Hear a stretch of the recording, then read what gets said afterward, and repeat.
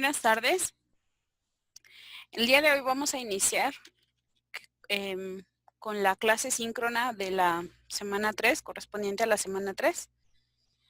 Me gustaría saber cómo les fue durante esta semana, cómo sintieron la semana. Tania, me gustaría escucharte.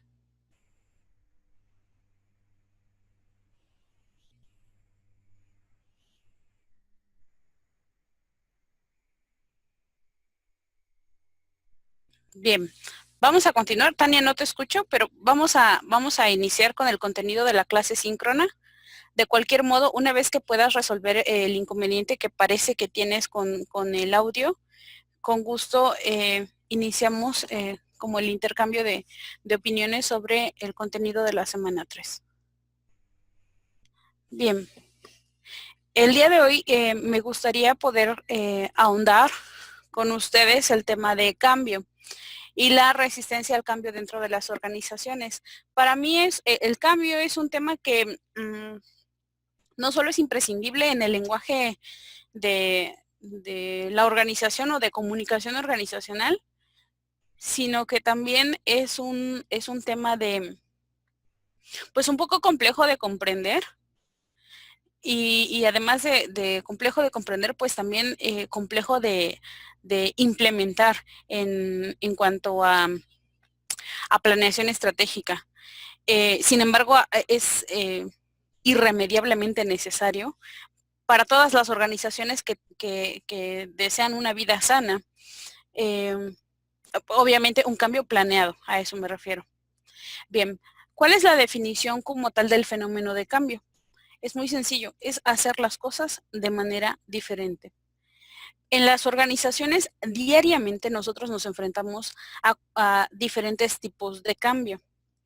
Estos cambios pueden ser desde el cambio o sea, desde muy sencillos, que por ejemplo puede ser el cambio en el horario de una junta que se planeó con antelación, que es una cuestión relativamente sencilla, porque digamos, los protagonistas o los participantes de una junta podrían acceder o no al cambio de un horario. Sin embargo, hay cambios más complejos en una organización, como los objetivos, como la misión o como toda una división de comercialización de ciertos productos. Estos cambios obviamente implican una serie pues, de complejas tareas en las que se debe involucrar al personal. Me refiero, se debe en cuanto a que si tú deseas que el cambio sea aceptado de algún modo, pues sí debes, como gerente o como director de una organización, debes involucrar a tu personal. De lo contrario, pues ese mismo cambio más enfocado a una cultura mercenaria, pues obliga de algún modo a los colaboradores a aceptar ese cambio, pero desgraciadamente no va a ser bien aceptado. Viendo de algún modo las dos aristas del cambio como un fenómeno dentro de las organizaciones, es decir, desde un cambio muy sencillo hasta un cambio muy complejo, me gustaría continuar con la definición o el concepto de un cambio planeado. En los cambios planeados, como el mismo concepto lo maneja, pues obviamente son una serie de tareas o actividades que se planean previamente para poder implementarse de algún modo. Son las actividades para el cambio que son intencionales y que están orientadas a alguna meta. Bien, tengo dos casos para poder ejemplificar el cambio planeado. El primero es el de una empresa hotelera. Bien, tenemos el caso de una empresa hotelera en donde la empresa estaba o contrataba más bien a amas de casa para la limpieza de este hotel. Esta empresa funcionaba como casi todas las empresas en México, en donde el horario tiene un esquema de pues de 8 a 10 horas corridas. Sin embargo, para una ama de casa encargada también de o sea, además de trabajar, pues encargada también del cuidado de sus hijos, pues este horario, digamos que no le venía muy bien. Resulta que después de un tiempo de estar trabajando en este hotel, las amas de casa que al mismo tiempo pues trabajaban en la limpieza del hotel, todas ellas se reúnen y se presentan con el dueño del hotel y le comentan que ellas no están de acuerdo en seguir trabajando 8 horas con un horario inflexible en donde digamos que una vez entrando al hotel ya no podían salir ni podían disponer de su horario, aún a pesar de que vivían cerca del hotel. Entonces le dijeron, digamos, a este empresario que él tenía que poner una solución o si no, todas al mismo tiempo iban a desvincularse de la empresa, iban a renunciar, pues. Al siguiente día, el dueño del hotel regresó a la empresa con una solución. Esto fue prácticamente de manera inmediata. Les resolvió con un esquema de horarios flexibles, en donde las señoras, las amas de casa, podían ir y regresar en este horario flexible, digamos, de su casa, poder estar al pendiente de sus hijos y estar al mismo tiempo trabajando. Este es un tipo de cambio y ahora les voy a decir cuál es la diferencia. Este es un tipo de cambio espontáneo, no planeado. Lo que les voy a contar ahora es el caso de una empresa automotriz y este sí es un ejemplo de cambio planeado. Bien, resulta que una empresa automotriz hace aproximadamente unos 12 años inicia la automatización, digamos, de sus procesos de calidad a través del uso de robots. Bien, esta empresa sabía lo que implicaba traer equipo con esta tecnología, obviamente, y enfrentar a sus colaboradores pues con el equipo y con la implementación y con todo lo que implica poder colocar estos procesos de automatización dentro de los procesos de calidad. Obviamente los procesos de calidad, como ustedes saben, pues son aquellos en donde se califica a los productos terminados y se les da el visto bueno para que salgan al cliente. En el caso de las empresas automotrices, generalmente son pues las marcas. Resulta que para poder hacer la implementación de los robots dentro del proceso de calidad, dentro del proceso de calidad, los ejecutivos de esta empresa automotriz, antes de instalar los robots ya en el proceso, ellos diseñaron un manual no un manual, sino más bien una capacitación para todo el personal de calidad, no solo para poder manipular estos robots, sino también como una especie de capacitación del proceso de adaptación que implicaba el uso de los robots, no solo ya como tal la manipulación de los robots, sino el proceso previo entre la persona y poder ir adaptándose al uso de los robots. Esto que les estoy comentando de la empresa automotriz se llama cambio planeado. Esto es un ejemplo de cambio planeado. El caso de la empresa hotelera es un cambio no planeado, es algo más bien espontáneo, algo que surge de una necesidad y de la presión, digamos, de los colaboradores.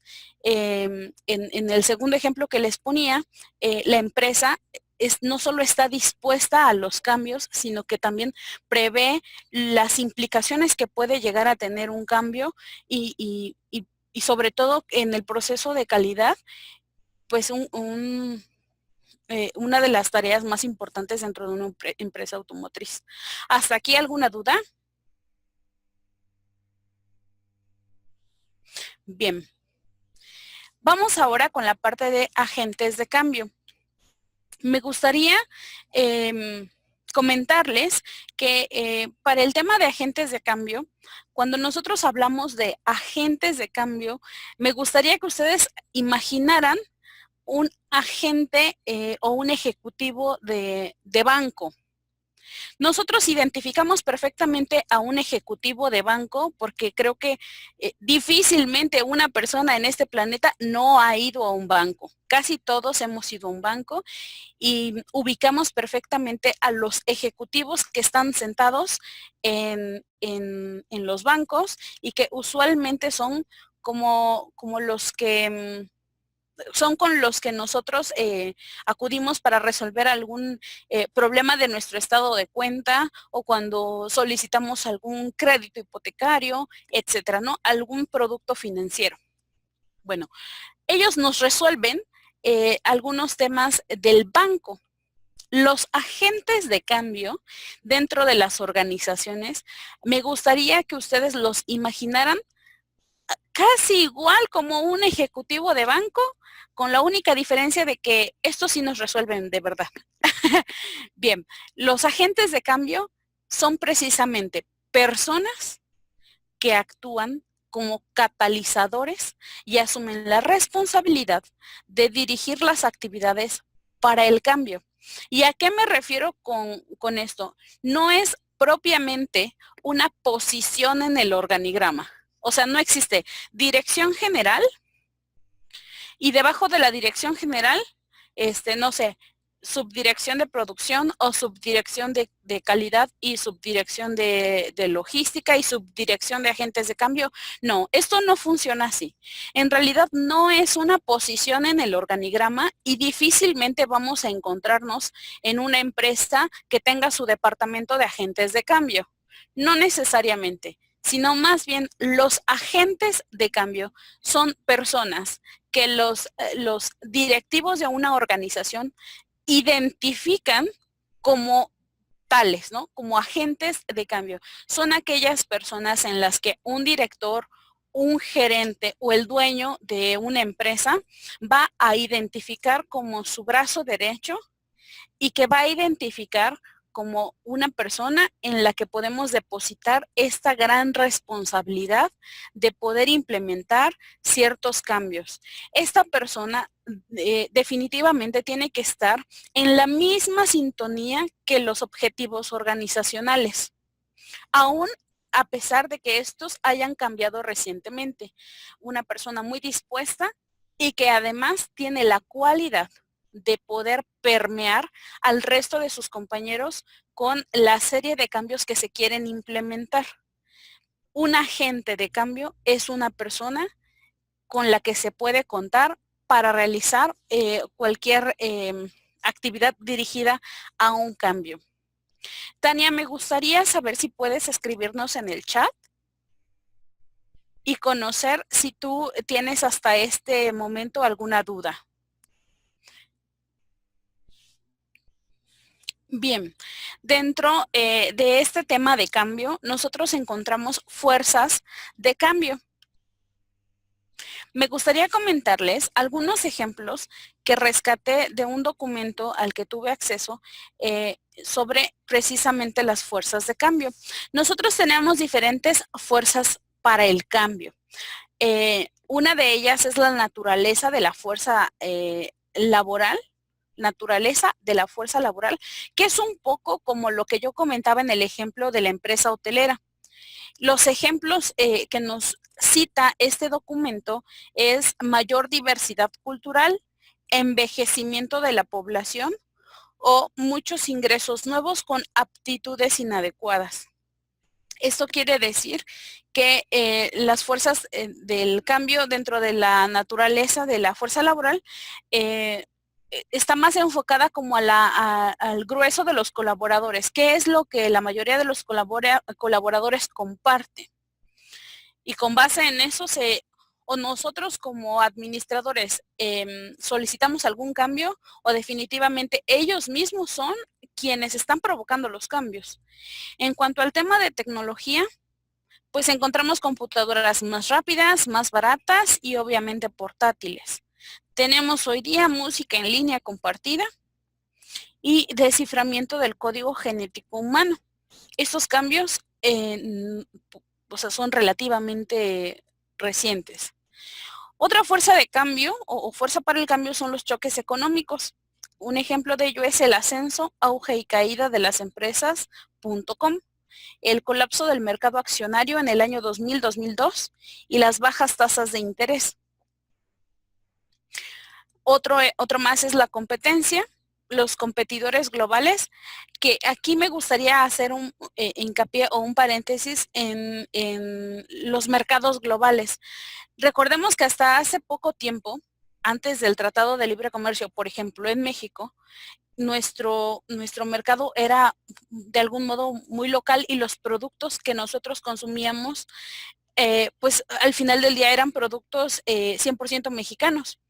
Con la creación de los tratados de libre comercio, pero además del inicio de los mercados globales, ahora las marcas locales, algunas de ellas han empezado a competir pues a esa escala en mercados globales. Sin embargo, digamos en este otro nivel, también existen una serie de cambios en las que una empresa, una organización tiene forzosamente que irse adaptando conforme van surgiendo las necesidades del mercado y poder hacer sus cambios, sus ajustes. De lo contrario, esas empresas generalmente, y de acuerdo a las estadísticas, tienden a colapsar.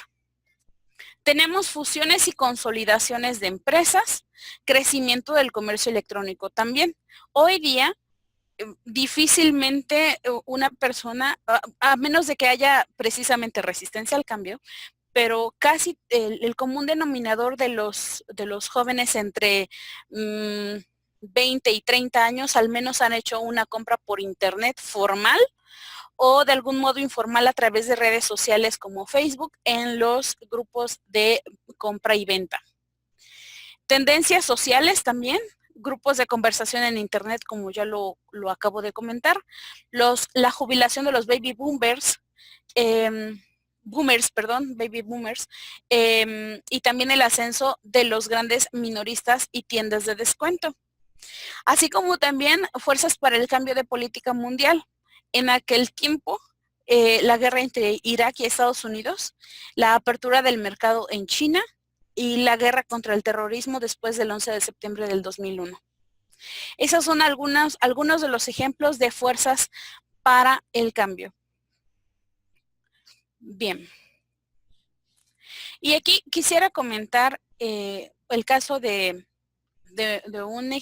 más bien el ejemplo, quisiera comentar el ejemplo de un personaje que para mí es una referencia sobre todo porque fue el presidente en el año 2001 de la Universidad de Harvard, es Lawrence Summers. Este hombre, pues cuando él entró a la administración de esta universidad, de esta prestigiada universidad, se encontró con una serie de retos en donde pues necesariamente había que hacer cambios drásticos y había que desarrollar pues una planeación pero muy enfocada a cambios de algún modo revolucionarios por todo lo que, digamos, los retos que él se encontró cuando entró a la presidencia. Ciertamente es que una buena parte de la población de los estudiantes de Harvard apoyaban sus iniciativas, sus políticas. Sin embargo, una buena parte del profesorado no lo apoyaba. Entonces, digamos que ninguna de las dos partes es más importante. Los estudiantes dentro de una universidad son un elemento muy importante, pero también los profesores. Ambas partes son los elementos que crean el ambiente universitario y que crean la cultura de una universidad. Bien, pues al tener a su favor a los estudiantes, pero en contra de algún modo a los profesores, de algún modo, Lawrence, un día, no sé, un par de años después de haber asumido la presidencia de la Universidad de Harvard, decide dentro de sus mensajes oficiales, anunciar, tratando de buscar el apoyo de los profesores, pues decide anunciar que, digamos, un pensamiento como muy de sus adentros, pero que fue contraproducente. Él dijo que las mujeres, en sí, el género femenino, no tenía la suficiente capacidad ni cualidades para poder desarrollar o desarrollarse en el ámbito de la investigación, obviamente la investigación académica. Esto desató muchísimas opiniones dentro de la comunidad de la Universidad de Harvard, y a pesar de que él estaba haciendo o buscando la implementación de ciertos cambios y buscaba también el apoyo del profesorado, que bueno, en su mayoría en ese momento eran hombres, pues no funcionó. La estrategia que él quiso implementar en cuanto al apoyo pues que él necesitaba, no le funcionó con este enunciado, con esta afirmación. Obviamente resultando desfavorable para él. Aquellos pocos estudiantes que antes de esta declaración pues estaban en su contra, se fueron haciendo más grande, el número se fue haciendo más grande, y ahora no solo los profesores, sino también los estudiantes ya no estaban tan de acuerdo con sus políticas ni con sus cambios. ¿Sí? ¿Alguien quiere opinar?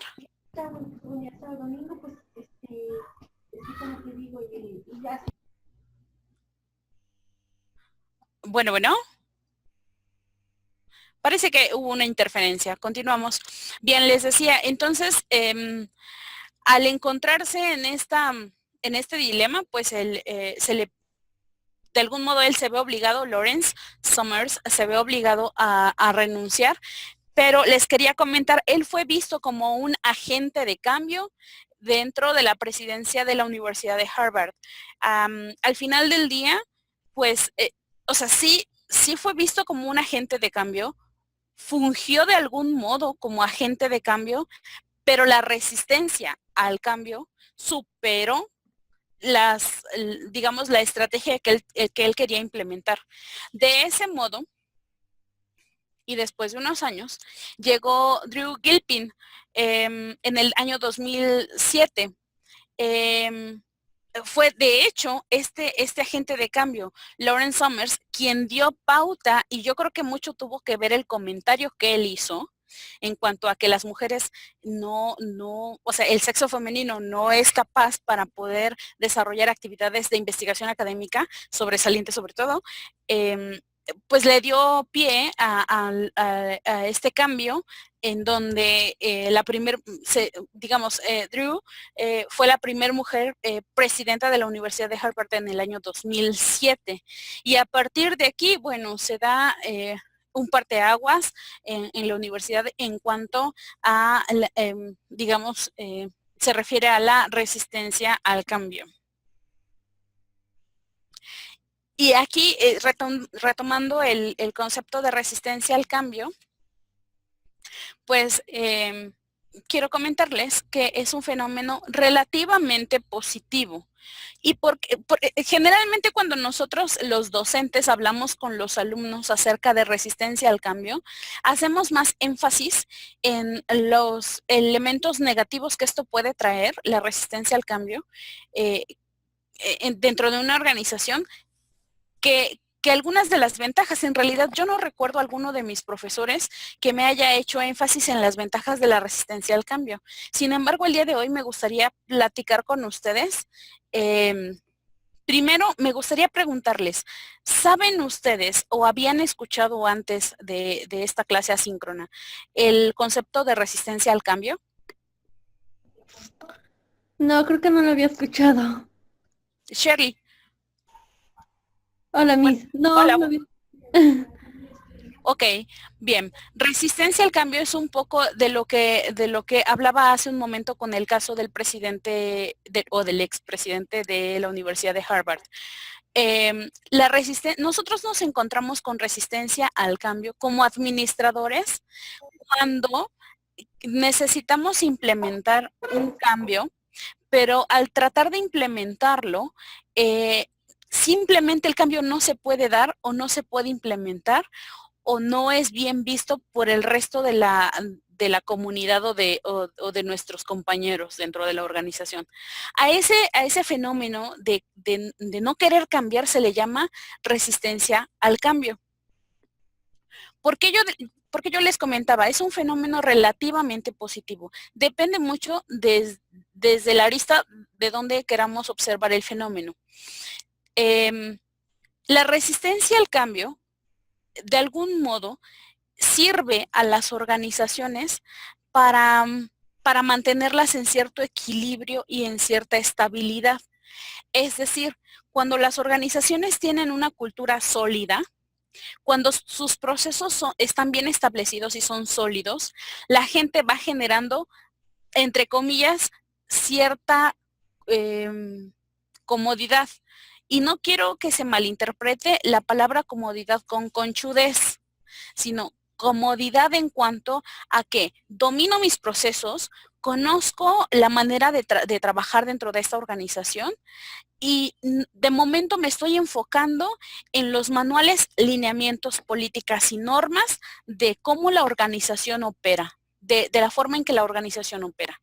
Esto obviamente me hace un experto en la operación de la organización en donde estoy colaborando. ¿De acuerdo? Pero al hacerse esto cada vez más fuerte y obviamente a través del tiempo se hace más fuerte, va generando entre los colaboradores resistencia al cambio, como un escudo, como cuando quieres aventar una flecha y el otro se pone un escudo, como los superhéroes, algo muy parecido. Eso es la resistencia al cambio. Pues, de manera positiva, obviamente da estabilidad a la empresa porque los mismos colaboradores o la organización, pues no, digamos que no se inmuta ante un fenómeno o ante la participación de alguien o un alborotador o lo que sea. La empresa se mantiene estable. Por eso aquí dice situaciones predecibles y estabilidad. ¿Por qué predecibles? Porque es cíclico. Ya sabemos que el calendario anual generalmente va a cubrir los mismos eventos que el año pasado. Resistencia al cambio, ¿de acuerdo? Pero de manera negativa y la verdad, tiene más elementos negativos que positivos, la resistencia al cambio, pues es una fuente de conflicto funcional, obstaculiza la adaptación y digamos pues algunas iniciativas de progreso o inclusive de innovación. La semana pasada hablaba del caso de 3M, ¿conocen ustedes la cinta de enmascarar que nosotros actualmente la conocemos como cinta masking tape? Sí, Bien. creo que sí. Bueno, 3M, ¿cuándo fue? En el año de 1925, si mal no recuerdo, y si la memoria no me falla. En ese año, en 1925, y se los juro que no traía preparado ese ejemplo, pero ahorita me vino a la mente. En 1925, los autos de ese tiempo eran de dos colores. Estos autos que ahora vemos como, los viejitos, ¿no? Como los clásicos. Bueno, eran como blanco y negro o blanco, negro y beige. Quizá si los buscan en Google, seguramente que se los encuentran. Pónganle en Google auto de dos colores y les juro que se lo van a encontrar. Bueno, en aquel tiempo, 3M ya existía. Pero 3M, la participación que tenía 3M en la fabricación o en el proceso de pintura de los autos de dos colores, era precisamente que 3M vendía unas lijas, literal lijas, para el proceso de pintura. Las lijas de algún modo eliminaban los excesos de pintura e impedía de algún modo en el proceso que las pinturas se combinaran. Entonces 3M tenía un vendedor. El nombre del vendedor no lo recuerdo, pero seguramente lo encuentran en Google. Este vendedor se dio cuenta que el proceso de pintura pues estaba de algún modo, era ineficiente. Entonces el vendedor se metió solito a los laboratorios de 3M para desarrollar algún producto que permitiera el proceso de pintura de estos autos bicolor, pero de una manera más eficiente y obviamente más fácil y que no interviniera la lija como tal. El CIO de ese tiempo, es decir, la máxima autoridad de 3M, detectó a este vendedor en el laboratorio y le preguntó que por qué estaba en el laboratorio si él era un vendedor, no era un desarrollador de producto. Entonces el vendedor le dijo que él había detectado una oportunidad de negocio y que además pues él quería desarrollar un producto que pudiera facilitar el proceso de pintura pues a las grandes marcas, ¿no? Entonces el CEO le dijo, ¿sabes qué? Mejor dedícate a vender, deja el laboratorio, yo quiero que vendas, sigue vendiendo tus lijas. Él era vendedor de lijas. Resulta que el vendedor no le, o sea, como que no le hizo caso y él se aferró a que tenía que desarrollar un producto, digamos que se involucró demasiado en el proceso. Al final del día, para no hacerles el cuento tan largo, desarrolló el producto de, digamos que de ese proceso, fue precisamente la cinta de enmascarar, lo que hoy conocemos como cinta de masking tape, que de hecho actualmente se utiliza precisamente en los procesos de pintura de los autos. Si ustedes van a cualquier taller, fácilmente se van a dar cuenta, taller de pintura me refiero, se van a dar cuenta de que se utiliza, la cinta masking se utiliza precisamente para colocar el papel que cubre a una pintura de la que apenas se va a pintar. Y obviamente el desarrollo de este, porque es un papel, de este papel con pegamento, que es la cinta masking tape, pues salió de precisamente un proceso de innovación. Pero detrás de eso había resistencia al cambio, que le decían, tú sigue vendiendo lijas. Espero que con este ejemplo haya quedado un poco más claro, Shirley, Tania y Araceli, el tema de resistencia al cambio. ¿Sí me doy a entender? Sí. Por ejemplo, en cuanto a lo laboral, ¿como qué ejemplo se podría hacer una resistencia al cambio? Mira, te voy a dar un ejemplo que yo he vivido en carne propia y que muy probablemente ahora que yo lo comente, quizá ustedes lo puedan asociar con su vida laboral.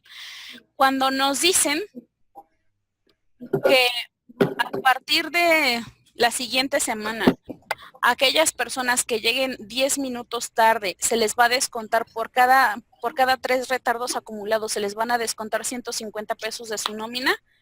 Generalmente, ¿qué es lo que decimos? Pues la pensamos, ¿no?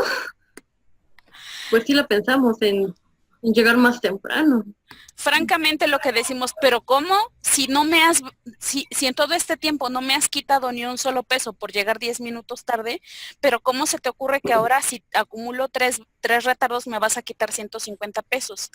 Este pensamiento precisamente va de la mano con el fenómeno de la resistencia al cambio dentro de las organizaciones.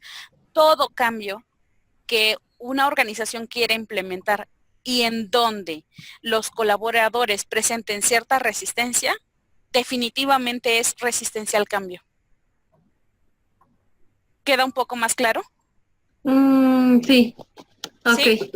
Y digo, el ejemplo que les estoy dando ahora mismo, el de los retardos, es, digamos, de lo más básico. Pero generalmente cuando una empresa, me acuerdo de Johnson Controls, que es una proveedora también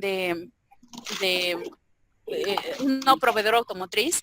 Cuando Johnson Controls, me acuerdo que eso fue en el año 2000, 2008, 2009, por ahí así, y ellos quisieron hacer, más bien no quisieron, ellos ya tenían planeado hacer el cambio de su imagen corporativa. Estamos hablando de algo que ni siquiera, digamos, en términos prácticos, ni siquiera tendría que ver con mi proceso, ¿no? Si estoy hablando de una empresa automotriz, ni siquiera tiene que ver como un cambio en los robots o un cambio en la producción o en el número de piezas que tengo que producir. El cambio de imagen corporativa para Johnson Controls era eso, darle a conocer a los clientes, a los proveedores, al público en general, a sus colaboradores obviamente, la nueva imagen corporativa. Pero ellos fueron planeando su estrategia o al menos ese fue mi percepción, de que previamente planearon su estrategia de cómo iban digamos, introducir la nueva imagen corporativa primero a sus colaboradores. Y digamos, el logotipo, la verdad es que no cambió tanto. Me acuerdo que era azulito o azulito con verde, y el segundo logotipo ya era todo azul con blanco. Una cosa así, o sea, ni siquiera era tanto. Y lo fueron implementando poco a poco precisamente para, dentro de otras cosas, pues evitar la resistencia al cambio. ¿De acuerdo? Ok, ok, Bien. ya me quedó más claro. Dentro de la resistencia al cambio nosotros encontramos dos tipos. El primero de ellos es la resistencia abierta o inmediata. No quisiera que ustedes se aprendieran de memoria este concepto, sino más bien el ejemplo que les voy a dar o la explicación que les voy a dar. La resistencia abierta o inmediata es aquella que brinca rápidamente. Es decir, tú le dices hoy al colaborador que a partir del lunes va a tener menos 150 pesos en su nómina si acumula 3 retardos, pero el colaborador te brinca a la primera y te dice, no, espérate, ¿cómo crees? ¿Cómo crees que tú me vas a descontar 150 pesos si eso no venía sucediendo, no?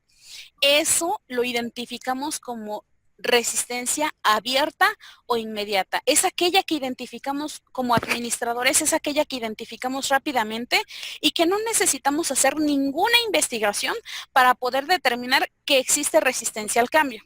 ¿De acuerdo?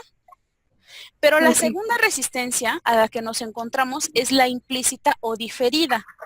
La resistencia implícita o diferida es aquella que no identificamos. Es aquella que hasta al más experto se le va de las manos y tiene que ver con lo siguiente. Por ejemplo, yo le digo, fíjense, voy a tomar el mismo ejemplo.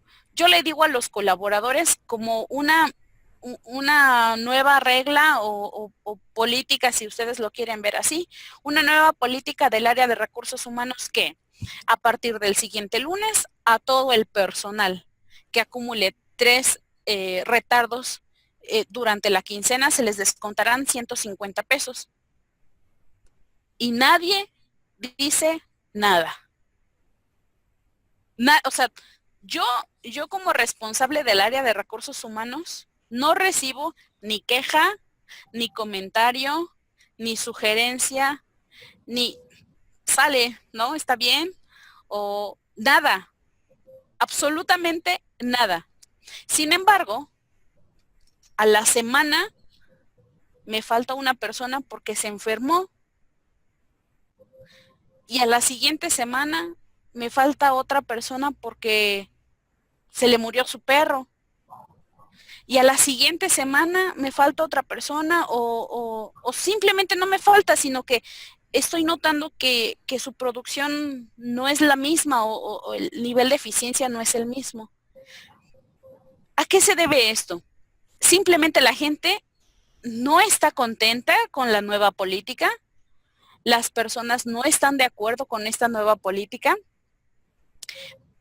y de algún modo cae el estado de ánimo de las personas, le pega en la eficiencia de los colaboradores, pero a mí en números obviamente me pega en mi producción.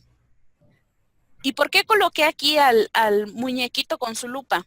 Porque la resistencia implícita o diferida implica que el administrador tendría que hacer una investigación más exhaustiva para determinar si realmente la gente se está enfermando o si la persona tiene un problema personal o si esta serie de comportamientos están directamente relacionados con la nueva política que yo estoy implementando. No sé si me explico. Es más difícil detectar la resistencia implícita o diferida que la resistencia abierta inmediata. La resistencia abierta te das cuenta sí porque la gente te lo dice, pero la otra es más peligrosa. La otra no sabes si de verdad es porque la gente se está enfermando o porque es producto del cambio. ¿Sí me explico? Las veo un poco dudosas. Araceli. Pues yo creo Sí, que sí la entendí. diferentes puntos de vista, ¿no? Porque en sí, si aumenta la producción, pues está bien. Y a veces, aunque, imagina, o sea, faltan y le echan a la flojera o así. Y si les ponen eso de que, de que les van a descontar si llegan tarde, se ponen más, ¿cómo se llama? O sea, se meten en regla. Y bueno, yo siento que está bien. Pero no creo que sea tanto de enfermarse. Así, bueno, yo tengo otra idea de que, pues son como que, para que no les descuenten o así, pues ya están diciendo, no, pues es que falté porque me enfermé o por cosas así para que no les descuenten, pero no creo que sea por una resistencia. Mira, más bien lo que acabas de decir es cierto, es el faltar es la consecuencia de prefiero faltar a que me descuenten. Ah, eso también. O sea, lo que acabas de decir es cierto, prefiero faltar y que sea bien faltado, casi, a que me descuenten por un retardo. Pero a la observación y al estudio de ese fenómeno se le llama resistencia al cambio. Y este tipo de resistencia al cambio se le llama resistencia implícita o diferida. Les voy a dar un ejemplo de una empresa conocidísima por ustedes, les aseguro que la conocen, en donde esta empresa dijo, tenía muchos retardos a la hora de la entrada y obviamente le pegaba a la producción porque sin gente no pueden empezar a producir y menos este producto que ahora les comento. Entonces ellos dijeron, a las personas que están colaborando en el área de producción se les va a permitir al mes máximo media hora de retardo. Máximo media hora de retardo. Porque diario llegaban media hora. A la gente, o sea, por decir algo, ¿no? Y a la gente que llegara tarde, les iban a descontar en su nómina. A la gente que acumulara esa media hora de retardo al mes, se les iba a dar una especie de bono o una cosa así. Imaginen qué desesperación ya del dueño de esta empresa. O sea, ¿en dónde se ha visto que te den tolerancia de media hora al mes de llegar tarde? Pues habría que pensar, pues entonces, ¿cuánto están llegando tarde? ¿No? Si ya te van a permitir media hora llegar tarde, pues, o sea, al mes me refiero acumulado, ¿cuánto es que estamos llegando tarde diariamente? Resulta o sea, los mexicanos somos bien creativos. Resulta que las personas todo el mes llegaban en punto. Se corrigió el problema de la impuntualidad. Pero el último día del mes, en vez de entrar a las 9, todos llegaban 9:30. No era una política que precisamente se aplicó con esa función de que ahora, como se le dio tolerancia a toda la gente de llegar media hora tarde acumulada durante el mes, realmente lo usaran. ¿Sí me explico? De algún modo eso, o sea, es como darle la vuelta también a las políticas de las empresas. Y el ejemplo que les puse ahora es el caso precisamente de la zarza. Y digamos, ese ejemplo lo escuché de viva voz del dueño de la zarza. Lo contó en una conferencia que dio. ¿De la zarza? Sí, de la zarza. Y no era, o sea, yo ahora les dije media hora, pero no era media hora. Yo me acuerdo que en aquel momento me asombré tanto porque era un promedio de 3 horas al mes. Porque casi la gente llegaba 1 hora diario tarde. Y ellos les permitían algo así como 3 horas acumuladas en un mes. No es precisamente que la gente todos los días se levante y diga, hoy voy a hacer resistencia al cambio. No, de hecho muchas de las personas ni siquiera saben o conocen el concepto de resistencia al cambio, mucho menos implícita diferida, sino más bien el fenómeno, o sea, el estudio de esa resistencia, la observación se le conoce como resistencia al cambio. Es un fenómeno dentro de las organizaciones. Okay. Bien, la resistencia, de algún modo necesaria, tiene, digamos, comparte un límite con la trampa de velocidad. ¿A qué me refiero? Sí, o sea, si bien es cierto que la resistencia genera estabilidad y que de algún modo convierte en o protege a las organizaciones de los cambios, lo cierto también es que cuando las organizaciones quieren implementar un cambio, empiezan a generar presión y presión y presión sobre la implementación de los cambios, y entonces se viene lo que conocemos como la trampa de velocidad, pero la trampa de velocidad del tiempo.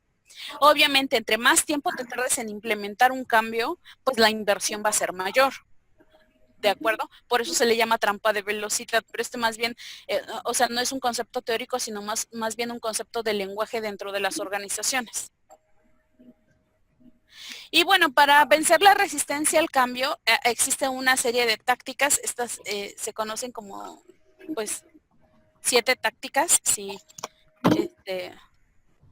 Si las ven aquí, si las pueden visualizar aquí enlistadas. La primera es la educación y la comunicación, que desde mi punto de vista es de las más importantes cuando tú quieres implementar un cambio, y de las que yo en carne propia he vivido, experimentado y que he visto que funcionan. Educación y comunicación. Educación desde el punto de vista no académico, o sea, tiene doctorado y entonces por eso todos le vamos a hacer caso. No, no necesariamente, sino cambiar o hacer la implementación de los cambios a través de educar a los colaboradores en cuanto a qué es o qué es lo que está implicando el cambio que nosotros vamos a implementar. Es decir, no es lo mismo de decir, alguna vez lo comentaba una persona, no es lo mismo decir, el objetivo o la misión de la empresa es vigilar por la producción de alimentos nutritivos. Vigilar por la producción de alimentos nutritivos para el cliente, no sé, una cosa así. A que digamos, nosotros vigilamos por la buena alimentación de nuestros clientes, basados en la producción de productos nutritivos o algo así, una cosa así. No es lo mismo hablar como yo, a que todos nosotros estamos involucrados en la producción de alimentos nutritivos. En general, ¿no? Exactamente, pero además de en general poder involucrar en el lenguaje a toda la comunidad de esa empresa. Eso de algún modo es educarnos nosotros como administradores o como dueños de una empresa, y al mismo tiempo permear de esta educación y de esta mentalidad pues a todos los colaboradores, que de algún modo son piezas clave para poder lograr los objetivos organizacionales. Y la comunicación definitivamente no es recomendable estar como planeando solo como hacia acá y decir, a ver, ¿qué vamos a hacer? Bueno, fulanita se porta mal, entonces aplícale esta técnica, o menganita se porta, tiene resistencia al cambio, pues a ella métala en sesiones de no sé, de evaluación 360 o algo así. No, sino más bien ser claros, ser sí concisos, breves, pero muy, muy transparentes. Y definitivamente, si de verdad ustedes, por ejemplo, se enfrentan en algún momento a un despido masivo en una organización, apliquen la estrategia de otras empresas multinacionales. A mí me ha tocado ver de verdad y les ha funcionado. Cuando se enfrentan a una crisis financiera, las empresas, en vez de decir, a ver, fulano, mengan, sutano, del 1 al 10, se van despedidos. Los despidos masivos siempre generan tensión en el grueso de la población de los colaboradores. ¿Qué es lo que hacen las empresas multinacionales? Emiten un comunicado que, debido a la crisis financiera o yo qué sé, las razones verdaderas que sean, obviamente aquellas que se puedan compartir, porque hay información definitivamente confidencial que ni siquiera se debe y no es recomendable compartirlo, pero sí dicen, por tales motivos es necesario hacer un ajuste en la plantilla de los colaboradores. Así que a partir de este momento, quienes quieran irse liquidados al 100% o al 150%, a favor de anotarse en esta lista. Se los juro que funciona. Empresas de nivel, obviamente, no voy a decir los nombres, pero empresas multinacionales lo hacen y la gente se va con 100, 120, 150 y hasta 200% de su liquidación y firman de manera voluntaria. Lo que otras empresas con miedo no hacen y mejor se dedican a hacer como despidos masivos, ¿no? Ahí depende mucho también de los arreglos que tengan con el sindicato. Creo que a veces hay empresas que hasta te hacen firmar tu autorrenuncia para que no te liquiden al 100. Así es. Hay empresas que así lo hacen. Pero te obligan, porque sí, creo que si no lo haces, no te liquidan. No te liquidan, exactamente. Pero eso ¿qué genera? Mira, genera mucha tensión en los colaboradores y además va generando, y por obvias razones, deslealtad. O sea, no le puedes exigir a alguien que te ame cuando tú lo estás tratando mal, ¿sí me explico? Y la verdad es que sí existe gente que ama la empresa en donde está trabajando por muchas razones. Bueno. Yo tengo una duda, Miss. ¿Sí? Cuando te liquidan, bueno, por lo que tengo entendido es que cuando una empresa se declara como concurso mercantil, o sea, está en bancarrota, se dice que no tiene el derecho de darte una liquidación. ¿Eso es cierto? Es cierto. Pero mira, sí es cierto, pero de algún modo debe tener activos fijos. Y a través de los activos fijos o la venta o poner a disposición de los colaboradores esos activos, digamos, de algún modo se podría sacar al menos una parte proporcional de lo que deberían liquidarte, pero eso más bien es un asunto legal y depende también de las reformas que se hicieron a la ley laboral del trabajo, que fue hace como 4 o 5 años, creo, si mal no recuerdo. Pero se han hecho una serie de reformas últimamente en donde más bien o sea, si tienes una duda muy específica de eso, sí tendría que ser con un abogado de lo laboral. ¿De acuerdo? Bien, el siguiente punto es la participación. Me voy a ir un poco rápido porque ya casi va a terminar la clase. De hecho, tenemos 5 minutos nada más. Siempre que me pico con los casos, empiezo a hablar y hablar de los casos porque se me vienen a la mente como ejemplos Me gusta hablar de los ejemplos, pero bueno, voy a hacerlo así rapidísimo. La participación, el tema de la participación es muy importante porque la resistencia al cambio la disminuyes cuando tú haces partícipes a los colaboradores e identificas quién te puede ayudar inclusive a desarrollar las estrategias de implementación. Y a esto me refiero con personas o sujetos que están dentro de la organización que pueden apoyar a la implementación o al desarrollo de las estrategias. Bien, obtener el apoyo y compromiso, desechar el compromiso emocional bajo. Es decir, aquí es cuando hablamos de despidos, en cuanto a que de nada te sirve de verdad, de nada te sirve tener gente que está todo el tiempo inconforme con las políticas de la empresa y todo el tiempo inconforme con los cambios que se generen. En ese caso es preferible tener pocos colaboradores, pero aquellos que comúnmente conocemos como de hueso colorado, con amor a la empresa, que tener 100 colaboradores y que sabes que no pasa, o sea, que te van a trabajar sus 8 horas y a las 3 de la tarde ya están casi un minuto para las 3 en el checador porque ya se quieren ir.